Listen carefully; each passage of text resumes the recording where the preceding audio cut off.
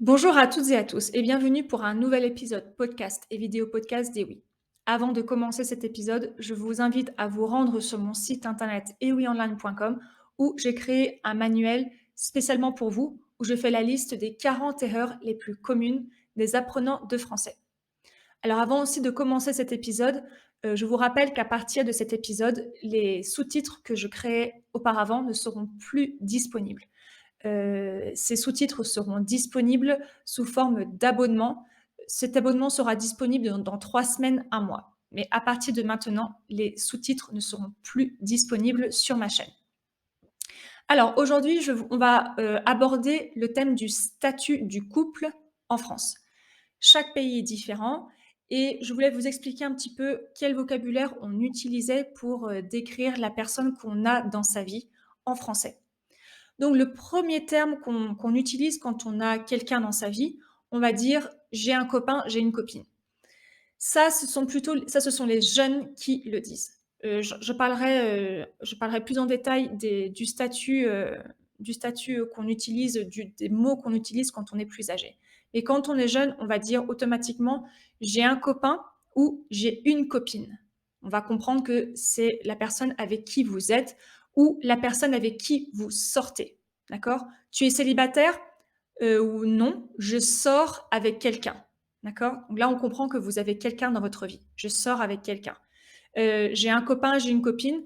On peut dire aussi: «J'ai un petit copain, j'ai une petite copine», mais bon, ça fait un petit peu gamin de dire ça. J'ai un petit copain, une petite copine, j'ai un petit ami ou j'ai une petite amie. Ça aussi, c'est moins commun. On va quand même beaucoup plus entendre: «J'ai un copain, j'ai une copine». D'accord? Hem, Vocabulaire familier, on peut dire: «J'ai un mec» ou «J'ai une nana». Vous pouvez dire aussi: «C'est ma nana» ou «C'est mon mec». Là, attention, c'est du vocabulaire familier. Attention à ne pas dire, la grande différence entre «c'est mon copain» et «c'est un copain». Je suis avec un mec et je suis avec mes amis et je dis: «Ah voici, je sais pas, voici Alex, c'est un copain». Et là, on comprend que c'est la friend zone. Là, on comprend que ce n'est pas, on n'est pas en couple, c'est un ami. Mais si je dis: «Voici Alex, c'est mon copain», là, on comprend que c'est une relation que je suis en couple avec cette personne, d'accord? Donc faites bien attention quand vous présentez. C'est mon copain, c'est voilà, c'est mon mec, c'est un copain, c'est un ami, d'accord? Ou c'est un pote. Et la même chose pour les filles. Heu, c'est ma copine, c'est ma petite amie, c'est je suis en couple. C'est une copine, c'est une amie, d'accord? Donc très important. Mais si vous dites: «J'ai un copain» ou «J'ai une copine», là, on comprend que vous êtes en couple, OK? Donc c'est la manière dont vous présentez la personne qui va changer avec le c'est plus mon ou ma, d'accord? C'est l'adjectif possessif qui fait la différence. Hem, Ensuite, c'est encore pire si une personne si une personne va dire: «Oh Alex, oh c'est un bon copain». Donc là, ça là, vous êtes vraiment, vraiment dans la friend zone. C'est un bon copain. «Ah Marie, ouais, c'est une bonne copine». D'accord? Donc là, on comprend que, la personne ne vous considère pas du tout comme, quelqu'un, voilà, plus qu'un ami ou qu'une amie. D'accord? Ensuite, comment est-ce qu'on sait quand on est ensemble ou quand on n'est pas ensemble? Alors, à mon époque, donc là je parle comme une petite vieille, à mon époque, à partir du moment où on voyait la personne et qu'on s'embrassait et qu'on se voyait régulièrement, on était ensemble. On n'avait pas besoin de se demander: «Est-ce qu'on est exclusif? Est-ce qu'on est ensemble? Est-ce qu'on n'est pas ensemble?» J'ai eu cette discussion avec ma sœur qui est plus jeune, ma sœur a 28 ans et elle me disait que maintenant, c'est plus comme ça. Maintenant, c'est plus comme ça devient vraiment comme aux États-Unis, comme au Mexique aussi, c'est pas parce qu'on se voit régulièrement qu'on est ensemble ou qu'on est exclusif. Alors moi, comme je vous disais, je parle comme une petite vieille, là j'ai quasiment 40 ans. Moi, c'est quelque chose que je ne comprends pas. Heu, quand j à mon âge, quand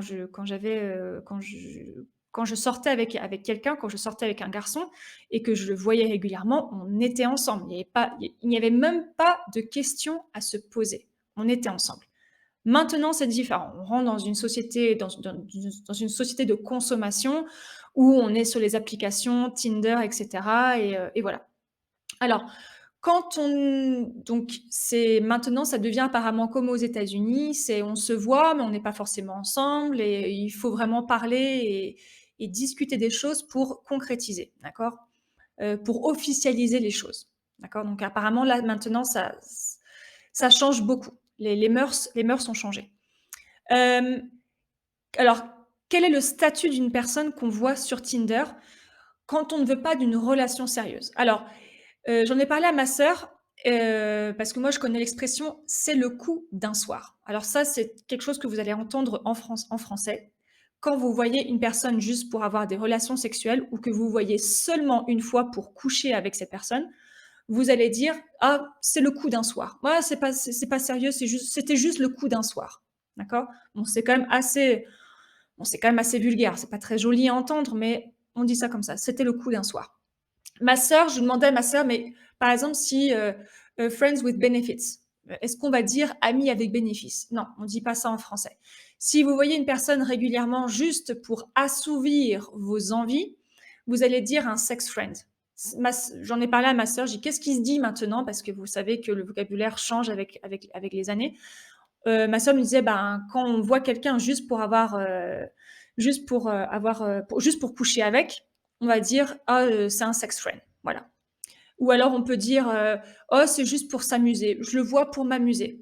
Je le vois pour m'amuser» ou alors: «Oh, c'est pas sérieux. C'est pas ce mec-là, c'est pas sérieux» ou «Cette fille-là, c'est pas sérieux, c'est une sex friend». Là, on va comprendre que vous la voyez juste pour vous amuser. Ensuite, quand on est marié ou quand on a quelqu'un dans notre vie, mais qu'on trompe, la personne, quand on trompe notre conjoint ou notre conjointe, on va dire qu'on a un amant, d'accord? Si c'est un homme, vous allez dire: «J'ai un amant». Si c'est une femme, vous allez dire: «J'ai une maîtresse», d'accord? Là, on comprend si vous avez un amant, que vous voyez cette personne régulièrement. Mais si vous dites: «J'ai un amant» ou «J'ai une maîtresse», ça signifie que vous avez déjà quelqu'un dans votre vie, que vous êtes déjà marié et c'est vraiment pas bien ce que vous faites, d'accord? J'ai un amant, j'ai une maîtresse. Ensuite, quand vous tombez dans une relation sérieuse, que vous êtes avec quelqu'un et que, ouais, vous sentez que vous voulez aller plus loin, vous allez dire: «Ouais, franchement, avec ce mec, c'est du sérieux. C'est du sérieux», ou alors, «C'est une relation sérieuse». Si vous êtes sur Tinder et que vous êtes fatigué d'avoir des relations, superficielles et cetera, vous allez dire: «J'en ai marre, je veux me poser».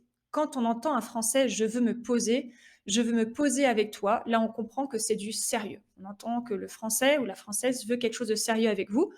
Hem Si vous dites aussi, «Je veux me poser avec toi», on peut comprendre aussi peut-être, alors là, ça dépend du contexte, que la personne veut s'installer avec vous. C'est-à-dire que, qu'elle veut vivre, sous le même toit, d'accord? Je veux me poser, je veux me poser avec quelqu'un, c'est-à-dire je veux une relation sérieuse, peut-être aussi avoir des enfants plus tard. Bon là, ça n'allez pas interpréter non plus, n'allez pas trop loin, d'accord? Mais, ça signifie que la personne veut vraiment avoir une relation, sérieuse avec vous. Alors ensuite, quand on est plus âgé, donc quand on commence à vivre avec quelqu'un, c'est du sérieux. Quel est le statut? Vous n'allez pas dire: «C'est mon copain, c'est ma copine». Là, c'est vraiment pour les jeunes. Quand on est installé avec quelqu'un, vous pouvez dire, «Je vis, avec, mon compagnon, ou alors ma compagne». Alors là, on va passer dans le statut légal. Dans le statut légal. Quand on n'a pas de statut légal, quand on vit avec une personne et qu'on partage, un appartement, une maison, mais c'est pas du tout légal au niveau du gouvernement, vous allez dire, «J'ai un compagnon» ou «J'ai une compagne». D'accord? Par exemple, ma sœur, vit avec son copain. Ça fait depuis plusieurs années qu'ils sont ensemble. Ils ont presque la trentaine, donc ma sœur dit: «Je vis avec mon compagnon» ou, son copain va dire: «Je vis avec ma compagne». D'accord? C'est quand même plus sérieux.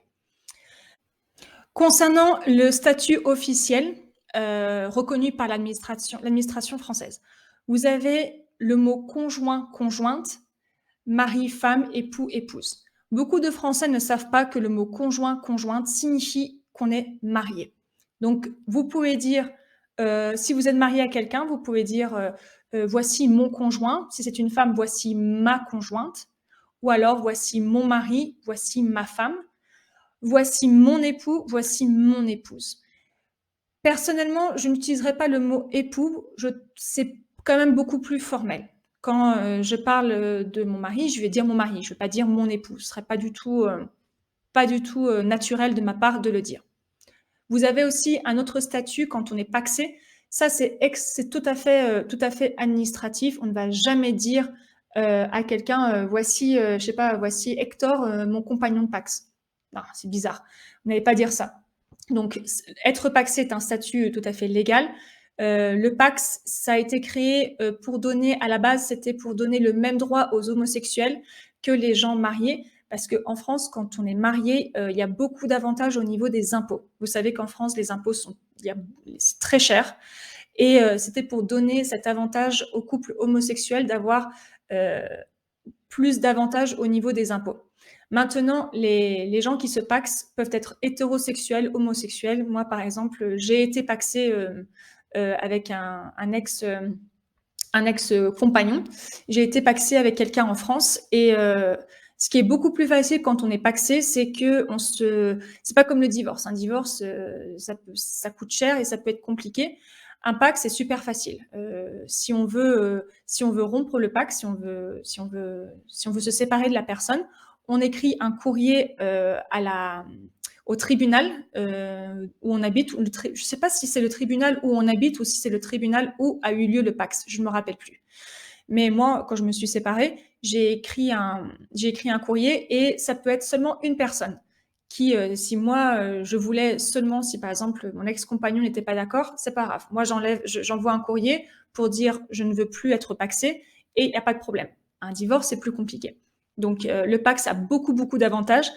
Il y a d'ailleurs beaucoup, beaucoup de Français qui ne se marient pas, mais qui se pacsent parce que c'est beaucoup moins lourd au niveau de l'engagement administratif. Mais on va pas dire, voilà voici mon compagnon de Pacs. Non, jamais. Voilà pour le statut officiel. Si vous vivez en union libre, vous pouvez dire le concubin ou la concubine et vous pouvez dire vivre en concubinage. Ça aussi, c'est quelque chose qui est officiel, c'est un statut administratif. C'est quand même beaucoup moins. Ça peut arriver, vous pouvez entendre dire ah, voici mon concubin, mais ça reste un statut administratif pas très naturel de le dire. D'accord. Donc, si vous ne voulez pas rentrer dans les détails, vous allez dire le compagnon ou la compagne. En général, les gens qui sont mariés ne vont pas dire compagnon ou compagne. Quand on dit voici mon compagnon, voici ma compagne, on va comprendre que vous n'êtes pas marié. Vous restez aussi très vague quand vous utilisez compagnon ou compagne. Ça signifie que vous vivez peut-être ensemble ou peut-être que vous ne vivez pas ensemble, mais vous ne voulez pas rentrer forcément dans les détails, d'accord? Compagnon, compagne, et c'est une relation qui est sérieuse. Et enfin, notre statut qui n'est pas officiel, c'est être fiancé. Quand vous êtes fiancé, vous savez que vous allez vous marier, donc vous pouvez dire voici mon fiancé, voici ma fiancée. Et le verbe, c'est donc être fiancé, ça c'est le statut. Vous pouvez aussi dire je vais demander en fiançailles ma compagne ou je vais demander en fiançailles mon compagnon. On peut aussi dire demander la main. Je vais demander la main à ma compagne ou mon compagnon. D'accord. Là aussi, vous pouvez dire si vous voulez vraiment, vraiment dire que voilà, vous êtes, je sais plus c'est quoi, c'est ici. Si vous voulez vraiment montrer que ah, je suis fiancée, vous allez dire voici mon fiancé ou voici ma fiancée. Bon, moi personnellement, j'ai jamais été fiancée, je suis mariée, mais j'ai jamais été fiancée. Et si je l'avais été, je sais que je n'aurais jamais présenté mon mari comme mon fiancé parce que, bon, moi personnellement, le mariage, je m'en fous. Je suis mariée parce que, bon, pour pas rentrer dans les détails, je suis mariée parce qu'on avait besoin du visa pour aller aux États-Unis. Donc voilà, pas très glamour le mariage, mais moi personnellement, le mariage, c'est pas du tout quelque chose d'important. Après voilà, ça c'est chacun est différent. En France, il y a encore beaucoup de gens qui se marient, moins qu'avant, mais il y a quand même encore beaucoup de gens qui se marient. Moi personnellement, c'est quelque chose qui n'est pas important. Pour moi, le vrai mariage, c'est notre enfant. Voilà, ça c'est vraiment l'engagement. L'engagement ultime pour moi, c'est avoir un enfant, quand c'est possible bien sûr d'en avoir. Voilà pour cet épisode de podcast qui j'espère vous a plu et vous aidera dans votre apprentissage du français. Je vous dis à très bientôt pour un nouvel épisode.